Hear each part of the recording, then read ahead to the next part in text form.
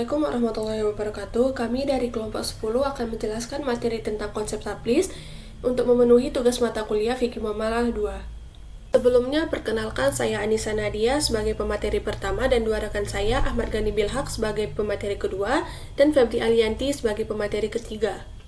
Materi yang pertama ada pengertian taflis. Secara etimologis, taflis berarti pailit atau jatuh miskin. Orang yang pailit disebut muflis, yaitu orang yang dimana hutangnya lebih besar daripada asetnya.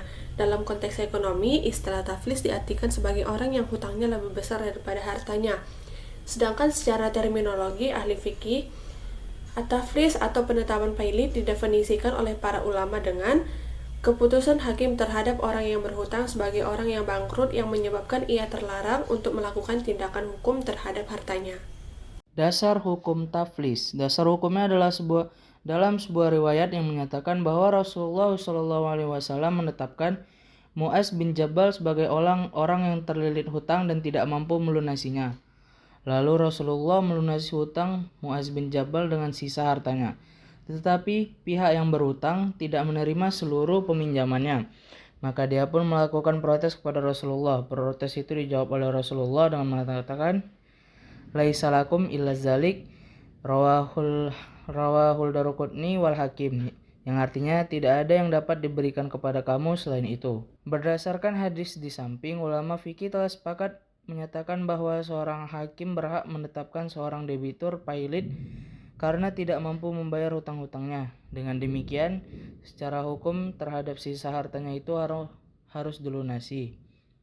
Dan adapun jika terbukti mengalami kesulitan keuangan oleh hakim atau pengadilan, maka ia tidak boleh ditagih. Allah berfirman dalam Quran surah Al-Baqarah ayat 280. Artinya, jika orang itu berhutang dalam kesulitan, berilah tenggang waktu sampai dia memperoleh kelapangan. Kamu bersedekah sama dengan membebaskan hutang itu lebih baik bagimu apabila kamu mengetahuinya. Jika seseorang berhutang dan mengalami kesulitan, maka disarankan untuk memberikan kelonggaran atau tenggang waktu pembayaran sampai ia bisa melunasi hutangnya. Ini menunjukkan prinsip kasih sayang dan keadilan dalam Islam. Materi selanjutnya, akibat hukum taflis. Para ulama fikih mengemukakan beberapa akibat hukum ditetapkannya seseorang yang jatuh pailit dan berstatus di bawah pengampuan. Di antara akibat hukum itu adalah 1. Sisa harta orang pailit itu menjadi hak para dain atau pemberi utang. Oleh sebab itu, ia tidak dibenarkan bertindak hukum pada sisa hartanya itu. Hal ini disepakati para ulama fikih.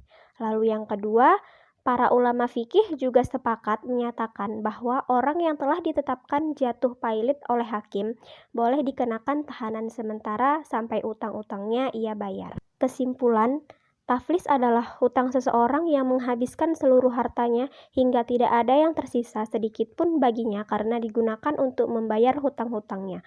Muflis adalah orang yang dinyatakan jatuh pailit oleh hakim dan hakim mencegah orang yang muflis atau debitur untuk mentasyiraufkan hartanya agar para krediturnya tidak mengalami kerugian.